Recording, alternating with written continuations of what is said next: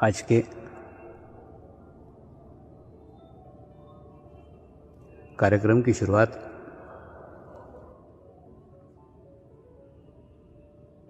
मैं बहुत पुरानी एक कहानी से करने जा रहा हूँ, जो कहानी बहुत प्राचीन होते हुए भी आज के परिवेश में एकदम सटीक मालूम पड़ती है। वो कहानी इस प्रकार है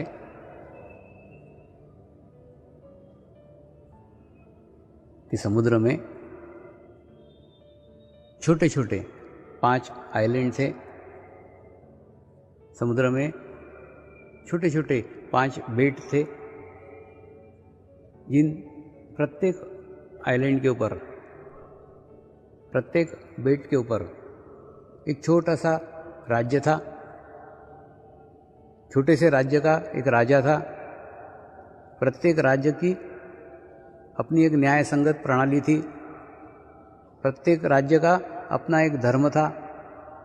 प्रत्येक राज्य का अपना एक विचार था, अपनी एक संस्कृति थी।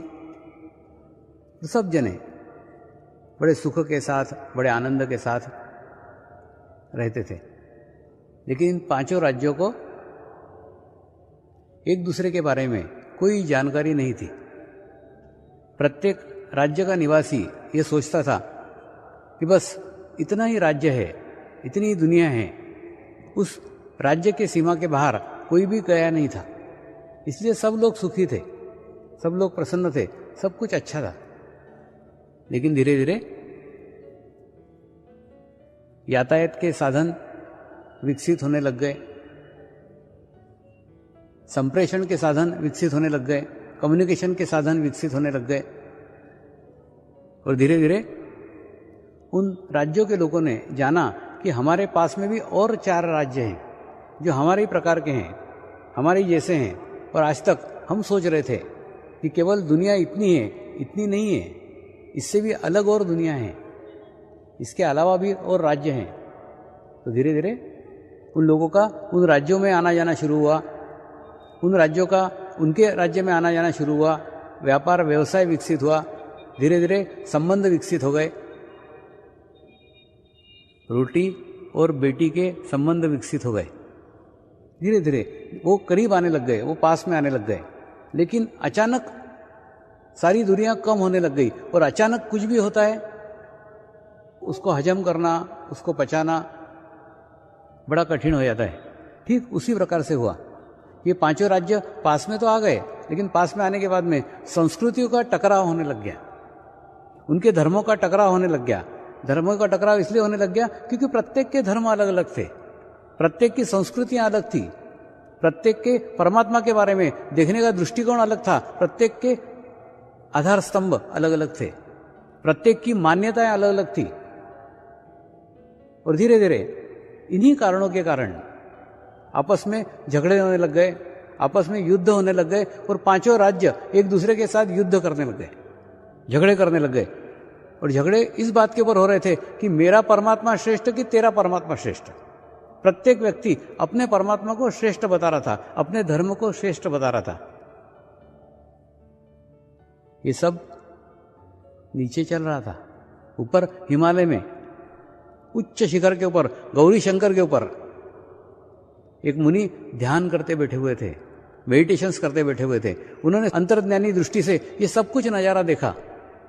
और देखने के बाद में उनको बड़ा दुख हुआ कि ये सब परमात्मा के प्रेमी हैं, ये सब परमात्मा के प्यारे हैं, लेकिन सब सिर्फ परमात्मा के नाम के ऊपर झगड़े कर रहे हैं। ऐसा नहीं है कि ये आस्तिक और नास्तिक के झगड़े हैं, ये आपस में लड़ रहे हैं, आस्तिक ही आस्तिक से लड़ रहे हैं। तो उन्होंने हिमालय से नीचे आकर इन्हीं 5 राज्यों का दौरा किया और 5 राज्यों के राजाओं को एकत्र किया और एकत्र करके उनको बताया कि कोई एक मान्यता के ऊपर तुम सब इकट्ठा हो सकते हो, उसके ऊपर इकट्ठा होते हो तो इसमें धर्म का भेदभाव नहीं रहेगा। तुम्हारे झगड़े नहीं रहेंगे, तुम्हारे विवाद नहीं रहेंगे। तुम प्रत्येक व्यक्ति पृथ्वी के ऊपर तो रहते ही हो, प्रत्येक के पैर पृथ्वी के ऊपर तो है ही। तो आज से पृथ्वी को परमात्मा मानो। अगर तुम पृथ्वी को परमात्मा मानते हो तो तुम्हारे में एक ही भाव आ जाएगा, क्योंकि उसके विरोध में कोई भी नहीं है। तो सब लोगों ने पृथ्वी को परमात्मा माना और सब लोगों का एक राज्य हो गया, सब लोगों का एक व्यवस्था हो गई, सब लोगों के अच्छे संबंध हो गए, सब लोगों के अच्छे रिलेशंस हो गए और एक शांति का वातावरण निर्मित हो गया। ये कहानी जैसी स्थिति आज हमारे विश्व की है।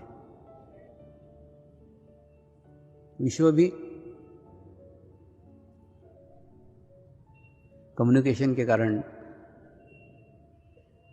यातायात के साधनों के कारण बहुत तेजी से करीब आने लग गया है, बहुत तेजी से पास आने लग गया है। और ये तेजी से पास आना बड़ा घातक सिद्ध हो रहा है। क्यों सिद्ध हो रहा है? शरीर से पास में आ रहे हैं, विचारों से पास में आ रहे हैं, लेकिन आत्मीयता नहीं है, आत्मा से पास में नहीं आ रहे हैं। तो आवश्यकता है कि आत्मीयता से पास में आए। जैसे शरीर से पास में आ रहे हैं वैसे आत्मा से पास में आए। तो जो स्थिति कहानी में थी, ठीक वैसी की वैसी स्थिति आज हमारे विश्व की है। सिर्फ अंतर एक ही है, कहानी के अंदर मुनि स्वयं हिमालय से उतर करके उन राज्यों में आए थे, उन देशों में आए थे और देशों का दौरा किया था। आज मुनि स्वयं नहीं आए हैं, मुनि ने अपने शिष्य को उस संसार में भेजा है, उस विश्व में भेजा है जिस विश्व में आज भी वैसी स्थिति है, उन 5 राज्यों जैसी स्थिति है। और एक गुरु प्रसाद के रूप में एक अनुभूति प्रदान की है और वो अनुभूति वो लेकर ही मैं इस विश्व में आया हूं। मैं उनका संदेशवाहक हूं, मैं उनका माध्यम हूं, मैं उनका रिप्रेजेंटेटिव हूं। और जो उन्होंने अनुभूति कराई वही अनुभूति का प्रसाद सारे विश्व में बांटते फिर रहा हूं। और सारे विश्व का भ्रमण करने के बाद पूर्ण विश्वास के साथ आपको कह सकता हूं कि ध्यान ही एकमात्र मार्ग है जिस मार्ग से मनुष्य मनुष्य के साथ जोड़ा जा सकता है। मैं एक माध्यम हूं, यानी जैसे आप देखते हो कि नहीं, किसी शादी के अंदर आप खाना खाने के लिए जाते हो तो खाना बनाने वाले अलग रहते हैं, वो रसोइये खाना बनाते रहते हैं, अपने किचन में खाना बनाते रहते हैं, लेकिन बाहर वेटर रहते हैं, वो आपको परोसते रहते हैं। तो आपको कौन दिखता है? वेटर दिखता है। वेटर आपके सामने खाना परोस रहा है, लेकिन वास्तव में वेटर ने खाना बनाया रहता है क्या? नहीं, खाना बनाने वाले अलग रहते हैं, वेटर अलग रहता है। और हमको वेटर ही दिखता है, खाना बनाने वाले नहीं दिखते। ठीक उसी प्रकार से 8 दिनों तक आपके सामने मैं अलग अलग व्यंजन प्रस्तुत करूंगा, अलग अलग डिश प्रस्तुत करूंगा। अगर अच्छी लगे तो मेरे उन रसोइयों को धन्यवाद दो जिन्होंने मुझे हिमालय से वो डिश बना करके आपके पास भेजा है। मैं एक वेटर हूं, आपके सामने परोस रहा हूं, बस, और कुछ नहीं। और उसके अंदर कुछ खामियां नजर आए, उसके अंदर कुछ गलतियां नजर आए, तो वो गुरुओं का दोष नहीं है, मेरे परोसने का दोष है। मेरे परोसने में कहीं त्रुटि रह गई है तो उसके कारण कोई गलती हो सकती है, लेकिन गुरुओं ने पूर्ण शुद्ध स्वरूप में जैसा था वैसा का वैसा ही आपको प्रदान किया है।